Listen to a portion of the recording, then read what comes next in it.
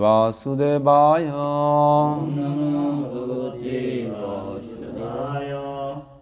ওম নমো ভগবতে বাসুদেবায়। শ্রীমদ্ ভাগবতম দশম স্কন্দ অধ্যায় দশম, প্রথম স্কন্দ দশম অধ্যায় শ্লোক নাম্বার 2। কালকে আমরা 1 নম্বর চর্চা করছিলাম, আজকে 2। সবাই কৃপা করে বলবেন। সুতোবাচ বংশম কুরু বংশদেবগ্নি নির্হুতাম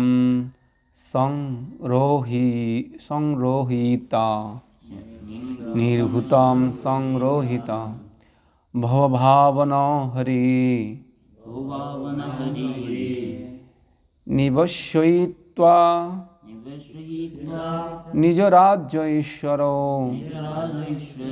যুধিষ্ঠির প্রীতমন ববভূবঃ। সুতবাচ বংশম কুরু বংশদবগ্নি নির্হিতাম সংরোহয়িত্বা ভবভাবন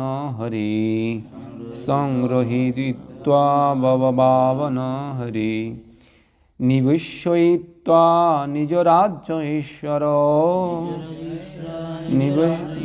নিবশ্যয়িত্বা নিজ রাজ্য ঈশ্বর যুধিষ্ঠিরিং প্রীতমনা ববভূবঃ। যুধিষ্ঠির প্রীতমনা ববভূবঃ। অনুবাদ, শব্দার্থ বলুন। শ্রুতবাচ, শ্রুত গোস্বামী উত্তর দিলেন। বংশম, বংশ।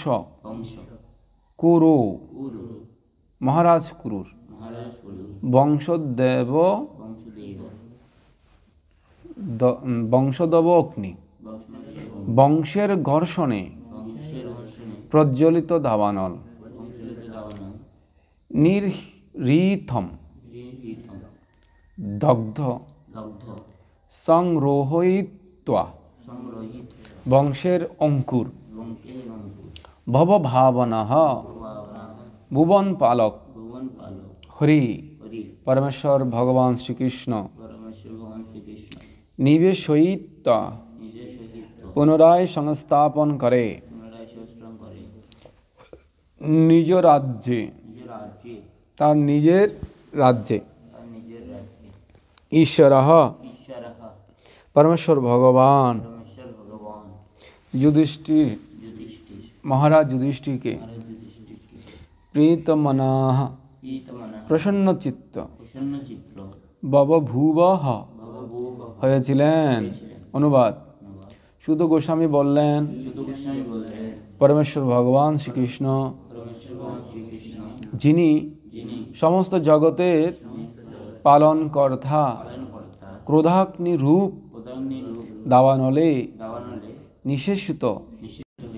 তাৎপর্য করেছেন জগৎগুরু শিল প্রভুপাদ কি। এই সংসারকে বংশ বা বাঁশের ঘর্ষণের ফলে উৎপন্ন দাবানলের সঙ্গে তুলনা করা হয়েছে। এ দাবানল আপনা থেকে জ্বলে ওঠে, কেননা কোনো রকম বাহ্যিক কারণ ব্যতীতই বাঁশের ঘর্ষণ হয়। তেমনই এই জড়জগতে যারা প্রকৃতির উপর প্রভুত্ব করতে চায়, তাদের ক্রোধের ফলে যুদ্ধের আগুন জ্বলে ওঠে এবং অবাঞ্ছিত জনগণ তাতে বিনষ্ট হয়ে যায়। এ প্রকার দাবানলে অথবা যুদ্ধে ভগবানের কিছু করার থাকে না। কিন্তু যেহেতু তিনি তার সৃষ্টি পালন করতে চান, তাই তিনি ইচ্ছা করে যে জনসাধারণ যেন আত্ম উপলব্ধির আদর্শ পন্থা অনুসরণ করে, যার মাধ্যমে জীব ভগবদ্ধামে প্রবেশ করতে পারে। ভগবান চান যে দুর্দশাগ্রস্ত মানুষেরা যেন জড়জগতের ত্রিতাপ দুঃখ থেকে মুক্ত হয়ে তাদের প্রকৃত আলোয় ভগবদ্ধামে ফিরে যেতে পারে। সেই উদ্দেশ্যে এই জড়জগৎ সৃষ্টি হয়েছে এবং যারা তার সে পরিকল্পনা বুঝতে পারে না তারা ভগবানের মায়া শক্তির প্রভাবে জড়জগতে দুঃখ দুর্দশা ভোগ করে। তাই ভগবান চান যেন তার আদর্শ প্রতিনিধি পৃথিবী শাসন করেন। এই প্রকার শাসন ব্যবস্থা স্থাপন করার জন্য এবং তার পরিকল্পনা বিরোধী অবাঞ্ছিত ব্যক্তিদের সংহার করার জন্য ভগবান শ্রীকৃষ্ণ অবতরণ করেছিলেন। ভগবানের পরিকল্পনা অনুসারে কুরুক্ষেত্রের যুদ্ধ সংগঠিত হয়েছিল যাতে অবাঞ্ছিত ব্যক্তিদের এই পৃথিবী থেকে বহিষ্কৃত করে তার ভক্তের অধীনে শান্তিপূর্ণ সাম্রাজ্যে প্রতিষ্ঠিত হয়। তাই মহারাজ যুধিষ্ঠির যখন সিংহাসনে অধিষ্ঠিত হন এবং কুরুবংশের অঙ্কুর মহারাজ পরীক্ষিত রক্ষা পান তখন ভগবান পরম সন্তুষ্ট হয়েছিলেন। জয় শিল প্রভুপাদ কি, অনন্ত গৌড়ে বৈষ্ণব বৃন্দ কি, তাই গৌর প্রেমানন্দে। হরে কৃষ্ণ। সবাইকে শ্রীমদ্ ভাগবতম ক্লাসে স্বাগত জানাচ্ছি। তো আমরা গতকালে চর্চা করেছিলাম প্রথম শ্লোকের অনুবাদ ছিল এইরূপ। শৌনক মুনি জিজ্ঞাসা করলেন তার ন্যায্য উত্তরাধিকার অপহরণকারী এবং নানা প্রকার অনিষ্ট সাধনকারী শত্রুদিগকে অনুজগণের সহায়তায় বধ করে ধার্মিকা প্রঘণ্য রাজা যুধিষ্ঠির কিভাবে তার রাজ্য শাসন করেছিলেন। অবশ্যই তিনি কুণ্ঠাশূন্য চিত্তে তার রাজ্য ভোগ করতে পারেননি। হরে কৃষ্ণ। তো এখন সুত গোস্বামীকে শৌনক ঋষি প্রশ্ন করেছেন, কারণ ভীষ্মদেবের প্রয়াণ এর আগের চ্যাপ্টার আমরা আলোচনা করেছিলাম। ভীষ্মদেব একজন মহান আচার্য, মহাজন। তিনি ভগবদ্ভক্তির 12 জন মহাজনের মধ্যে তিনি অন্যতম। তিনি কিভাবে মৃত্যুকে বরণ করতে হয় সেই পন্থাটা তিনি নিজে আচরণ করে শিক্ষাদান করলেন। এখন যুধিষ্ঠির মহারাজ রাজা দেখে ভগবান শ্রীকৃষ্ণ সন্তুষ্ট হলেন এবং ভীষ্মদেবেও সন্তুষ্ট হলেন। এখন শৌনক ঋষি জিজ্ঞাসা করলেন, এখন যুধিষ্ঠির মহারাজ কিভাবে রাজত্ব করলেন, মানে কিভাবে রাজ্য শাসন করলেন। এখানে কুণ্ঠাশূন্য চিত্তে তার রাজ্য ভোগ করতে পারেননি। অবশ্যই উনি বলার সময় বলছেন যে অবশ্যই তিনি কুণ্ঠাশূন্য চিত্তে তার রাজ্য ভোগ করতে পারেননি।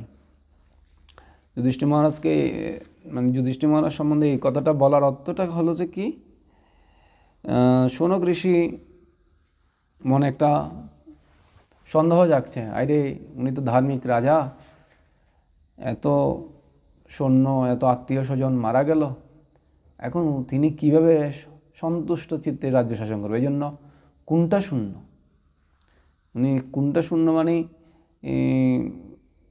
কুণ্ঠা মানে দুঃখ, উৎকণ্ঠা, শান্তি নেই আর কি। তো কুণ্ঠাশূন্য মানে উনি নিশ্চিন্তে সুখে জীবনযাপন করতে বা রাজ্য শাসন করতে পারছেন কিনা, এটা প্রশ্ন করছেন। এখন সুত গোস্বামী বলছেন, আজকের শ্লোকে সুত গোস্বামী বললেন, পরমেশ্বর ভগবান শ্রীকৃষ্ণ যিনি সমস্ত জগতের পালনকর্তা কোদাগ্নি রূপ দাবানলে নিঃশেষিত কুরুবংশকে পুনঃস্থাপিত করে এবং যুধিষ্ঠিরকে তার রাজ্যে স্থাপন করে প্রসন্নচিত্ত হয়েছিলেন।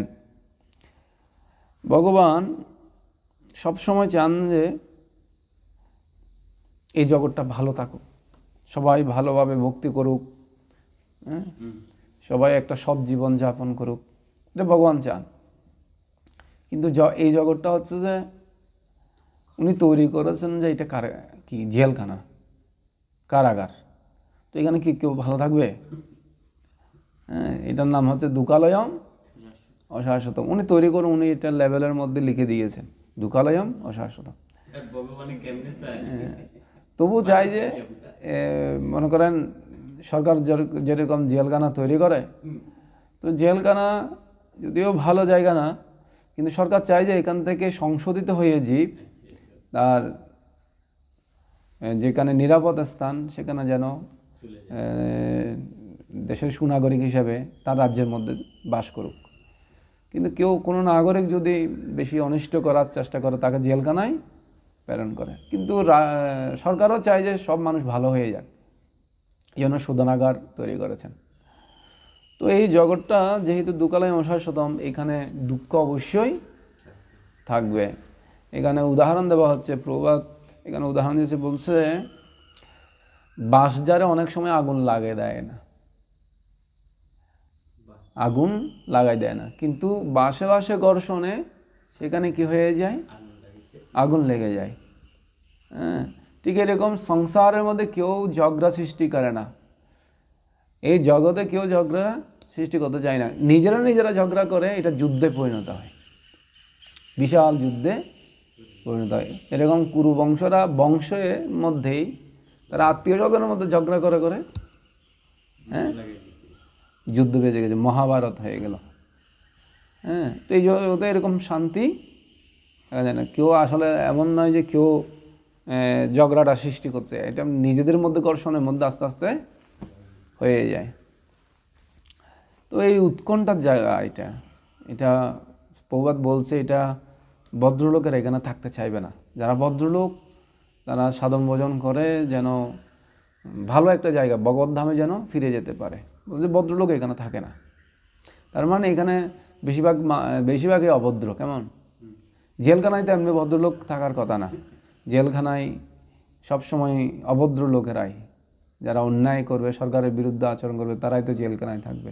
ঠিক এরকম ভগবানের বিরুদ্ধে যারা আচরণ করে, ভগবানের প্রতি হিংসা করে, তাদেরকে ভগবান এই কারাগারে পাঠিয়ে দেয়। এটা সংশোধনাগার, এখানে সবার দোষ থাকবে, আস্তে আস্তে সংশোধিত হয়ে ভগবদ্ধামে। তো ভগবান চাই যে, ভগবান কেন সন্তুষ্ট এখানে বলছে, ভগবান বলছে যে যারা অবাঞ্ছিত রাজা ছিল তাদের এই মহাভারত যুদ্ধে বিনাশ করে একজন ধার্মিক রাজা, বিশেষ করে ধর্মরাজ যুধিষ্ঠির, এবং ওনাকে রাজ্য অভিষেক করালেন।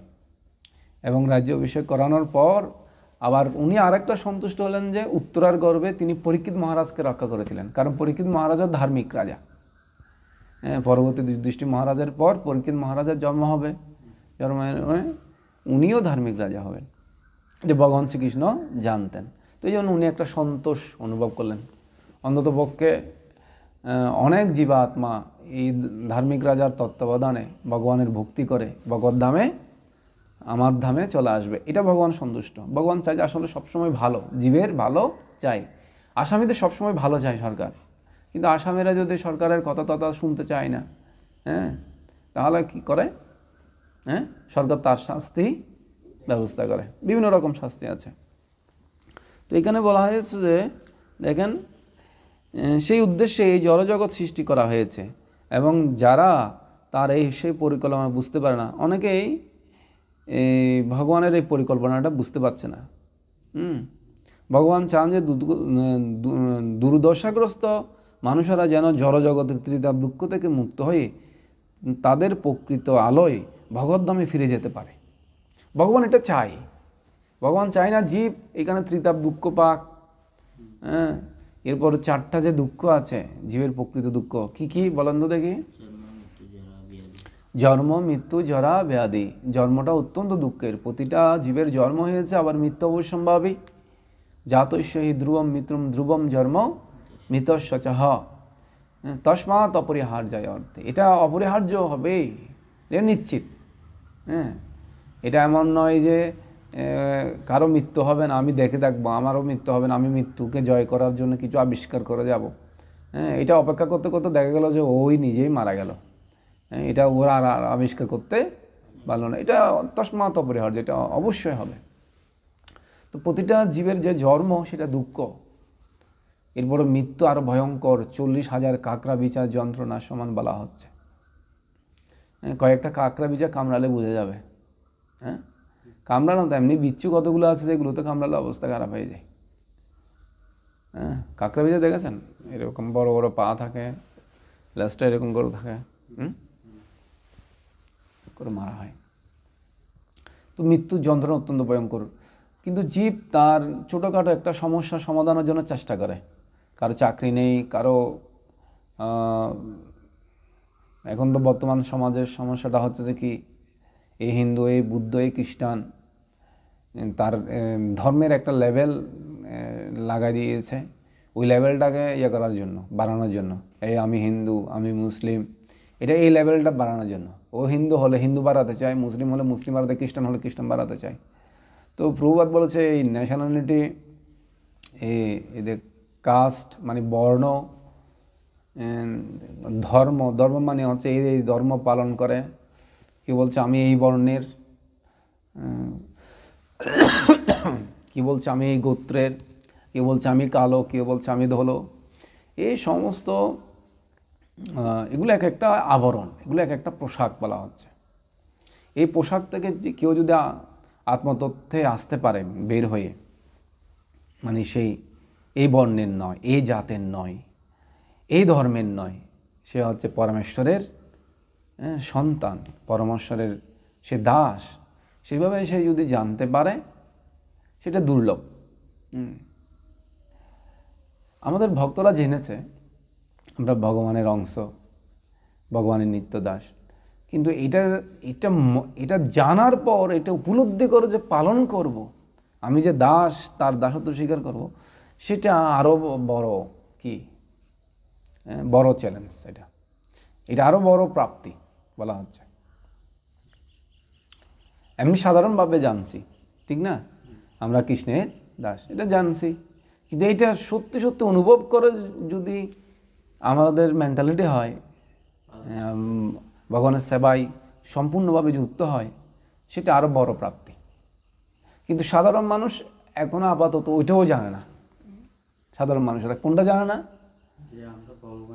আমরা যে ভগবানের সন্তান, ভগবানের যে দাস, জীবের স্বরূপ হয় কৃষ্ণের নিত্য দাস, এইটা সাধারণ মানুষেরা জানে না।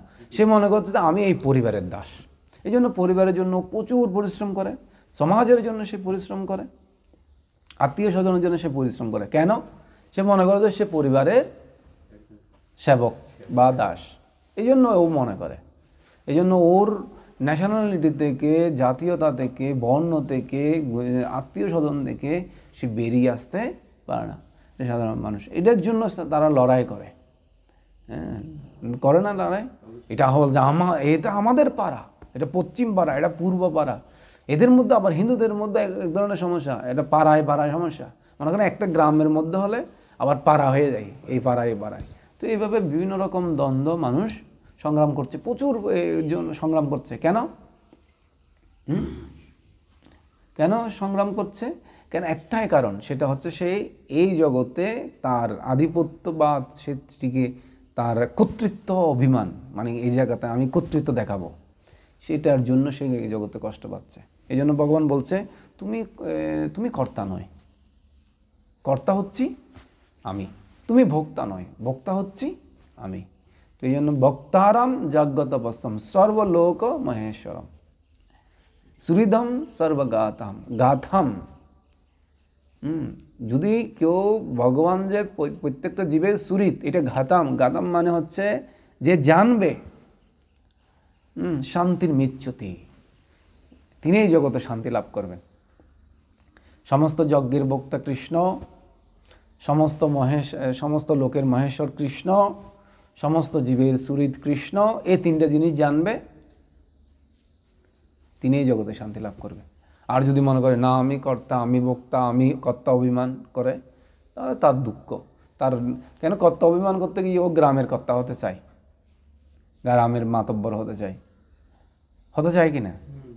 হ্যাঁ, এর থেকে আরও বেশি মাতব্বর হবে গ্রামের চেয়ারম্যান, এরপরে আরও মন্ত্রী হবে, এরপর সে প্রধানমন্ত্রী হতে চায়। তো এইভাবে কর্তা অভিমান আছে।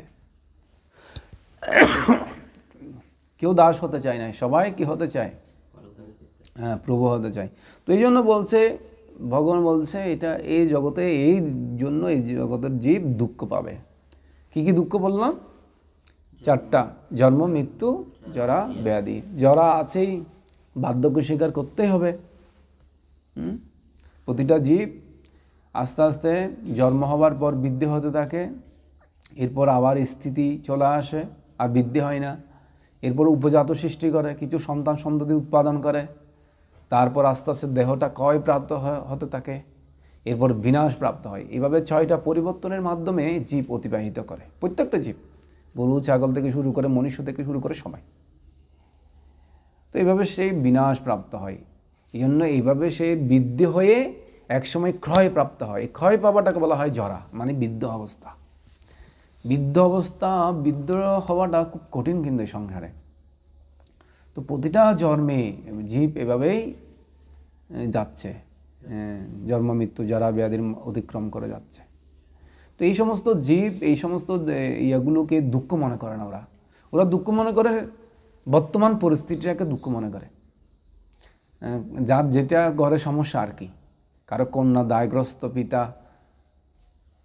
কন্যাকে বিয়ে দিতে পারছে না, টাকা পয়সার সমস্যা, সেটা তার জন্য ওটা সমস্যা। কারো যে বেকার আছে ওর চাকরির জন্য সমস্যা, কিন্তু ওই সমস্যা নিয়ে সে বেশিরভাগ চিন্তা করে। কিন্তু যে সমস্যাগুলো কেউ পরিবর্তন করতে পারে না, সবার জন্য প্রযোজ্য, নিশ্চিতভাবে সবাই প্রাপ্ত হবে, সেই জন্ম মৃত্যু জরা ব্যাধি চক্রগুলো নিয়ে কেউ চিন্তা করে। খুব কম ব্যক্তিরা এটা নিয়ে চিন্তা করে, হাজার হাজার ব্যক্তিদের মধ্যে। আবার চিন্তা করে, আবার এটাকে উপলব্ধি করা, এটা বাস্তবে রূপদান করা, সেটা নিয়ে আরো যত্নপরায়ণ হওয়া, সেটা আরো কঠিন হয়ে যায়, ঠিক কি না? আমাদের ভক্তদের একটা ইচ্ছা, সবাই অনেক কিছু জানে, অনেক কিছু বুঝে, গীতা ভাগবতের কথা অনেক কিছু জানে, কিন্তু সেটা উপলব্ধি করে জীবনযাপন করা, প্রতিটা মুহূর্তে চিন্তা করা, অনুভব করা, সেটা খুব কঠিন। এই জন্য গুরু মহারাজ একবার জব করার সময়, পরম পূজ্যপাদ শ্রীমৎ জয়প্রকাশ স্বামী গুরু মহারাজ জব করার সময় জব করছেন, কত করে কিছুক্ষণ পরে, হ্যাঁ আমি দেহ নই, আমি আত্মা, আমি আত্মা, আমি আত্মা, আমি আত্মা, এটা বলছে। তো অনেক শিশুরা এগুলো শুনলো। তো একদিন গুরু মহারাজকে এক শিষ্য বললেন, হে গুরুদেব, আমরা তো সবাই জানি আমরা এই দেহ না, আমরা আত্মা, মাঝে মাঝে আপনি এরকম বলেন কেন? মাঝে মাঝে আমি বিস্মিত হয়ে যাই, আমি যে এই দেহ, সেটা আমার মধ্যে অভিমান চলে আসে, আমি এই দেহ মনে করি, আমি যে আত্মা সেটা আমরা জানি না, ভুলে যাই। তো এই জন্য মাঝে মাঝে আমি মনে করাই, আমি আত্মা, আমি আত্মা, আমি এই দেহ নই।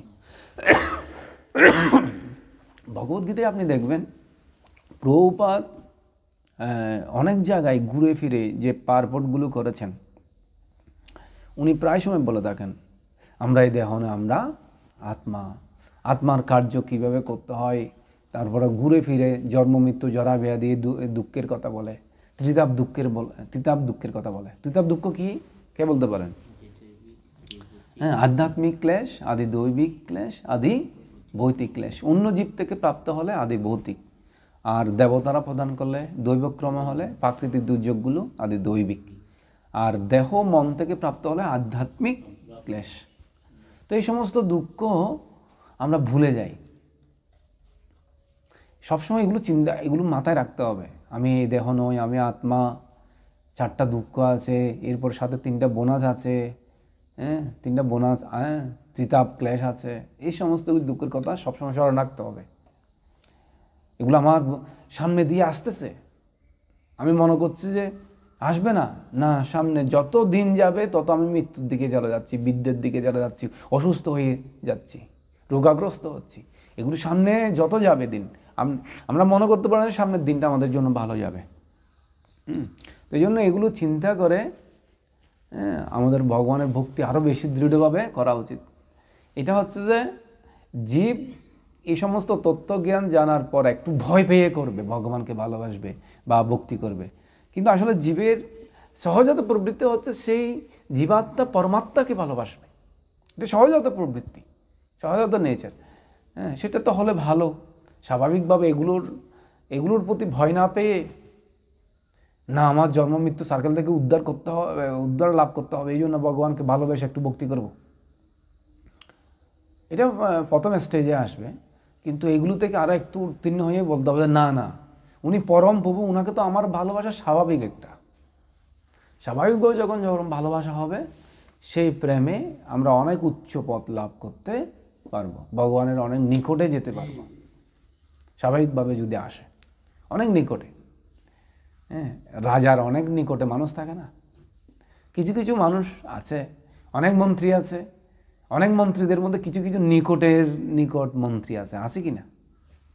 হ্যাঁ, অনেক ঘনিষ্ঠ সেবকরা, আবার মন্ত্রী আছে অনেক, স্বাভাবিক কিছু মন্ত্রী, কিন্তু এরপরেও আবারও ভগবানের সরকারের অনেক উচ্চ পদে যারা চাকরি করে তারাও আছে। এরকম জীবও এরকম, ভগবানের কিছু ঘনিষ্ঠ ভক্ত আছে এবং কিছু ওই ঘনিষ্ঠ থেকে আরেকটু থেকে দূরে, এরপর আরও দূরে আরও দূরে আরও দূরে, এইভাবে জীব যারা একদম মায়াবদ্ধ জীব, যারা ভগবানকে একদম জানে না, হ্যাঁ, সরকার যে একজন আছে এটাও অনেকে বুঝতে পারে না, তারাই হচ্ছে যে বেশি অধম, বেশি পতিত। হ্যাঁ, ওরা জানেও না যে এই জগতে কীভাবে পরিচালনা হচ্ছে, এই জগতে এই দেশের ব্যবস্থাপনা কীভাবে চলতেছে, এটা সরকারের কারণেই তো হচ্ছে না সব। তো এইভাবেই যে স্তর আছে কতগুলো। তো আমরা যদি বেশি ঘনিষ্ঠ হতে চাই ভগবানের সাথে, তাহলে আমাদেরকে ঘনিষ্ঠভাবে সেবা করতে হবে কিনা? হ্যাঁ, হ্যাঁ, একটা গল্প বলে শেষ করে দেব।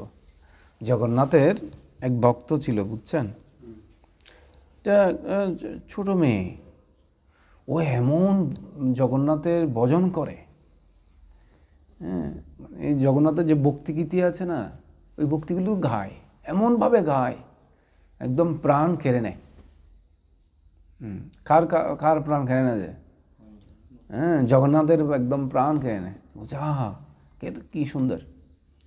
তো ও কী করেছে, একবার জগন্নাথের জন্য, ওর জন্মদিন, ও জগন্নাথের জন্য ও দেখা করতে যাবে, তো ও একটা নতুন কাপড় পরে যাবে। বলছে আমি এই নতুন কাপড় পরেই, আমার এই কাপড় পরে আমি জগন্নাথকে দর্শন করতে যাব। তো নতুন কাপড়টা এক দর্জিকে শিলাতে দিয়েছিল, ও ওটাকে তুচ্ছ তাচ্ছিল্য করছে, ও ভালো ইয়া না, আর ও গরিব, তো ওকে তুচ্ছ তাচ্ছিল্য করে ওটা ফেলে দিয়েছিল। হ্যাঁ, কিন্তু কোনো ঘটনাক্রমে কোনোভাবে এটা জগন্নাথ একজনের মাধ্যম দিয়ে ওকে দিয়েছিল, তো ও কাপড়টা পরেছে। কে? ওই ছোটো বালিকা মানে মেয়ে, ছোটো মেয়ে। তো এখন ওটা পরে ও বলছে আমার জন্মদিনে নতুন কাপড় পরে জগন্নাথকে আমি দেখতে যাব, এখন যদি ওনার সাথে দেখা করতে যাই আমার তো কিছু নিয়ে যেতে হবে। তো ওদের বাড়িতে ঘরে অনেক বেগুন হয়েছিল, তো বেগুনগুলো ও কী করতে চাচ্ছে, জগন্নাথকে দিবে। তো বেগুন, ওখানে বেগুন গাছগুলোতে কতগুলো বেগুন থাকে না, খেঁটাও থাকে গাছে, ওইরকম খেঁটা ছিল, আর বেগুন গাছের ওখানে কাদা ছিল বেশি, গাছের ইয়াটাতে যেটাতে চাষ করেছে ওখানে ওই জমিনে। তো এখন ওর কাপড় নষ্ট হয়ে যাবে, এই জন্য ও এমন সুরে ভজন করে করে বেগুন তুলছে, আর জগন্নাথ ওর পিছনে পিছনে চলে আসছে, ওর কাপড়টা জগন্নাথে রক্ষা করছে। কে করছে? হ্যাঁ, ভগবান ভক্তকে রক্ষা করছে। এখন কি রক্ষা করছে? কাপড় রক্ষা করছে। ভগবান ভক্তের সমস্ত জিনিস উনি সংরক্ষণ করে রাখেন। তো যারা সর্বত্যাগী, সব কিছু ত্যাগ করেছে, তাদের মা বাবা কে দেখবে? এটা নিশ্চিত ভগবান গ্যারান্টি দিয়েছে, কেউ যদি সবসময় কৃষ্ণ ভাবনায় যুক্ত থাকে, তার মা বাবা অপ্রাপ্ত বস্তু সংরক্ষণ করে রাখবেন, প্রাপ্ত বস্তু ইয়ে করবেন। তার মানে ওনার পিতা মাতাকে কে দেখাশোনা করবে? ভগবানই করবে। তো এই জন্য ভগবান অপ্রাপ্ত বস্তুগুলোকে কি করছে? সংরক্ষণ করছে, বস্তুগুলোকেও সংরক্ষণ করছে। যেমন এই কাপড়টা তিনি সংরক্ষণ করে রেখে দিয়েছেন। তো ভগবানের এখানে ওর কাদা লাগে নাই কাপড়ে, কিন্তু ভগবানের কাপড়ে কাদা লেগে গেছে, ভগবানের গায়ে খাটা লেগে গেছে, ভগবানের শরীরে একটা পাতাও লেগে গেছে, বিভিন্ন রকম মানে কাপড় কাপড় থেকে শুরু করে সব কিছু তো ময়লা হয়ে গেছে, কিন্তু ওর কিছু হয়নি। তো এখন ও জগন্নাথকে বেগুনগুলো নিয়ে গেছে, আর এদিকে পূজারি কী করেছে, জগন্নাথকে সুন্দর করে কাপড় পরে গেলেন, কিন্তু জগন্নাথ এদিকে বেগুন তুলতে তুলতে অনেকটা বোর হয়ে গেছে। জগন্নাথ খুব তাড়াহুড়া করে ওই বেদিতে চলে গেছেন। কেন?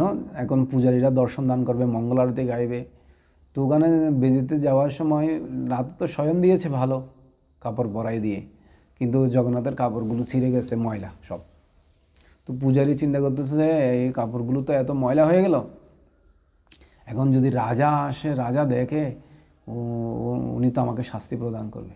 উনি ভালো ভালো কাপড় দিয়েছে, আমি তো ভালো ভালো কাপড় পরাইছি, কিন্তু এই ঘটনাটা ঘটলো কীভাবে? এটা নিশ্চয় জগন্নাথই জানে, জগন্নাথই হয়তো বা ওনার লীলা। তো এইভাবে পূজারী বলতে বলতে রাজা চলে আসলো, আর রাজা জগন্নাথকে মুখদর্শন দেখে উনি মুগ্ধ হয়ে গেলেন, কিন্তু উনি কাপড়টা লক্ষ্য করলেন না। আর ওই মেয়েটা এসে যখন ভজন করে করে ঢুকতেছে, ও প্রচুর মানে কি বলবো, মানে সব সময় সে ভগবানের স্তুতি গায়, ভজন গায় ও সব সময়। তো এত সুন্দর করে গাচ্ছে, রাজারা পূজারীরা পর্যন্ত মুগ্ধ হয়ে গেছে, আর মুগ্ধ হয়ে শুনছে। তো জগন্নাথের পাশে যারা আছে, জগন্নাথ, বলদেব, সুভদ্রা এবং বিমলা দেবী, বিমলা মানে দুর্গা দেবী, সবাই প্রসন্ন ওর ভজনে। তো ওরা সবাই চিন্তা করছে জগন্নাথ কেন এই মেয়েটা কাপড় সংরক্ষণের জন্য বেগুন তুলতেছে, যে ওখানে কেন ওর পিছনে পিছনে ঘুরতেছে, কেন ওর ভজন ও শুনবে, ওর সেবাও করবে। ভগবান এত ভক্তের আকুতি এমনভাবে আরতি দিয়ে উনি গাইছেন, এটা ভগবান এটাই পছন্দ করে আসলে। কে সুন্দর করে চমৎকার গলা দিয়ে গাইলো এটা না, কে কত ভক্তি দিয়ে গাইলো সেটাই ভগবান পছন্দ করে। এই জন্য জগন্নাথ বলদেব সুভদ্রা মহারানী আর বলদেব চিন্তা করছে, এই জন্যই না প্রভু জগন্নাথ ওর জন্য এত পাগল, ও এত সুন্দর করে গায়, সবাই মুগ্ধ ওর ভজনে।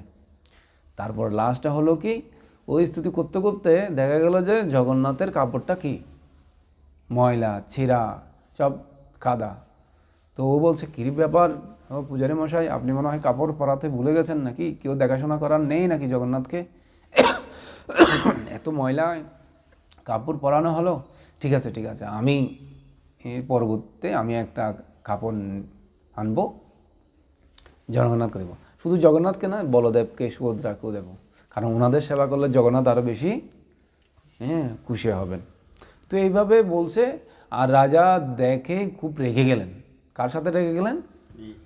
পূজারীর সাথে। তো পূজারীর মেয়েটা বলছেন, না না আপনি রাগ করিয়েন না, হয়তো কোনো না এটা জগন্নাথেরই লীলা।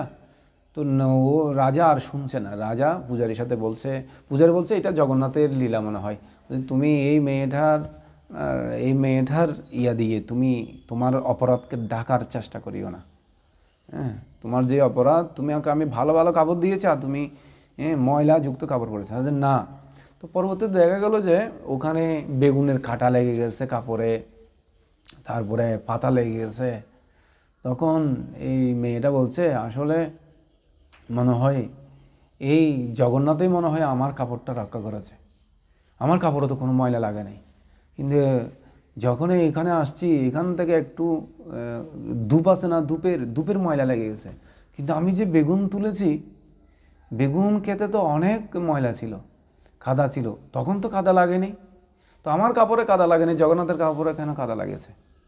নিশ্চয়ই জগন্নাথেই কি করেছে, আমাকে উনি আমার কাপড়গুলো রক্ষা করেছে, আমার পিছনে পিছনে উনি ছিল। তো রাজা বলছে, হ্যাঁ জগন্নাথের অসম্ভব কিছু নয়, তবে কলিযুগে যে এরকম সরাসরি যে এসে তোমার সেবা করবে, তোমাকে রক্ষা করবে, এরকম নয়, তবে উনি রক্ষা করেন। তখন ও প্রমাণ দেওয়ার জন্য, না ও বেগুন গাছের কাঁটা আর পাতা আছে যে ওইটাতে গিয়েছেন কাপড়ে, হয় দেখেন জগন্নাথ বেগুন খেতে গিয়েছিল, বুঝতে পারছেন? তো তো ওর কাপড়টাও তো, এরপর দর্জি আসলো, দর্জি এসে বলছে যে এই তোমার ওর কাপড়, ও আরেকজন দর্জিকে মেরে নিয়ে আসছে, বলছে তোমার এই কাপড় সেলাই নেই, তোমার কাপড়টা ফেলে দিয়েছিল। আর ফেলে দিয়ে ও যখন দেখতে গেছে, ও উচুটকে মাথা ফেটে ফেলছে, কারণ ভগবান তাকে সঙ্গে সঙ্গে শাস্তি দিয়েছে তোমার কাপড়কে অবজ্ঞা করার কারণে। তো দর্জি বলছে তোমার কাপড়টা আমি সিলাইনি, ফেলে দিয়েছি, তো কে এটা দিল আমাকে? বলছে হয়তো জগন্নাথই এটা দিয়েছে। তো জগন্নাথ একজনের মাধ্যম করে এর কাপড়টা দিয়ে আসলো। তো এরকম কেউ যদি ভগবানকে ভালোবাসে, ভগবানের ভক্তি করে, ভগবানের তার সাথে এই সমস্ত লীলাগুলো করে থাকেন। এটা ভক্তির উপর নির্ভর করছে। জয় শ্রী প্রভুপাদ কি, আনন্দ করে বৈষ্ণববৃন্দ কি, নিতাই গৌর প্রেমানন্দে, হরি হরি গৌর।